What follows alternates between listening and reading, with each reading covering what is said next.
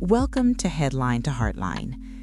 The royal family is going through a major crisis, but the most striking aspect is that the pressure is not only external, it is structural, and much of it is coming from within. Today we examine the latest developments surrounding Prince Andrew, Meghan Markle, Princess Beatrice, and Princess Eugenie, including fallout linked to the Epstein scandal and new reporting across major outlets. Their enemies were two of them, Meghan and Andrew. In the court of public opinion, these two figures have come to symbolize, in distinct ways, the erosion of credibility within the House of Windsor.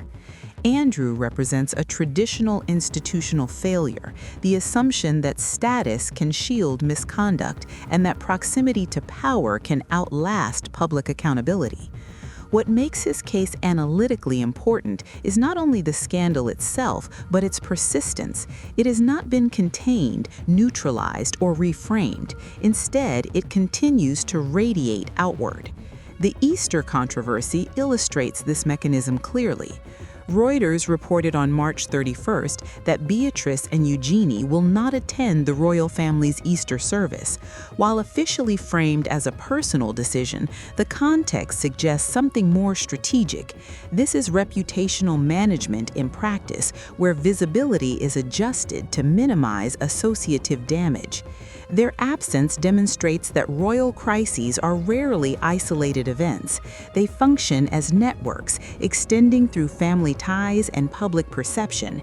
In this sense, Beatrice and Eugenie are not participants in the scandal, but indicators of its reach, showing how Andrew's fall has become structurally embedded within the monarchy's public image. Meghan Markle represents a different category of strain, one rooted less in scandal and more in institutional exposure.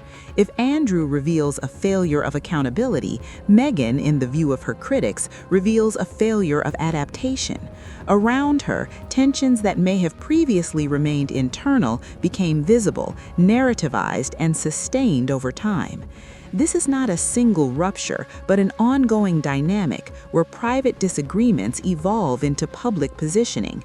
That is why Prince Harry's ongoing conflict with the press cannot be reduced to litigation. Reuters and the Associated Press report that judgment has been reserved in his case against Associated newspapers, meaning the process is paused, but the conflict remains active. From an institutional perspective, this creates a prolonged feedback loop. Media coverage fuels conflict, conflict generates further exposure, and the monarchy is repeatedly drawn into a narrative it does not control. Meghan's role, therefore, is less about a singular action and more about how her presence has coincided with and amplified this shift from controlled image to contested narrative. Recent reporting adds a retrospective dimension to this analysis.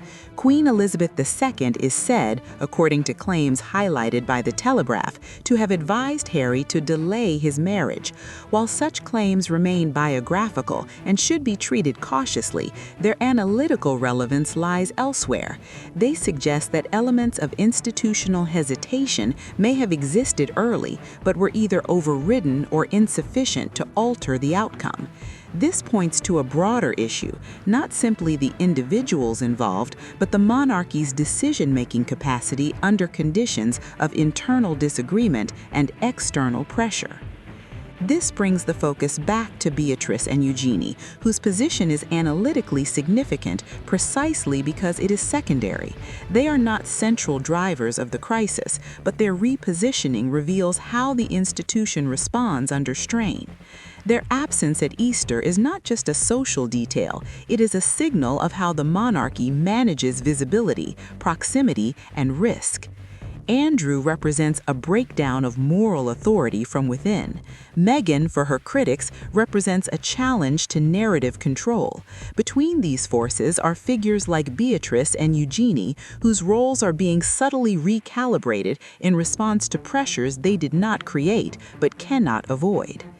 The broader conclusion is not that the monarchy is collapsing, but that it is undergoing a period of structural stress in which traditional mechanisms of containment are proving less effective. The House of Windsor is no longer dealing with isolated crises.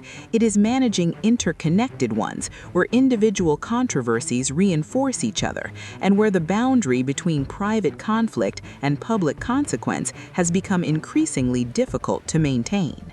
If you found this analysis valuable, please like this video and subscribe to the channel so you do not miss our next report.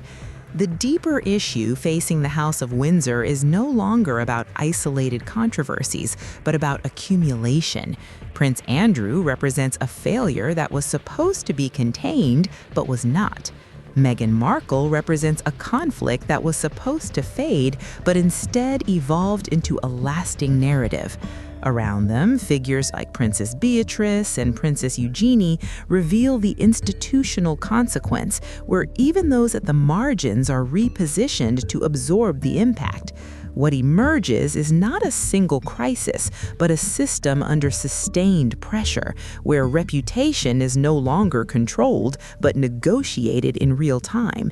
And when a monarchy reaches that point, the real risk is not scandal itself, but the possibility that scandal becomes its defining language.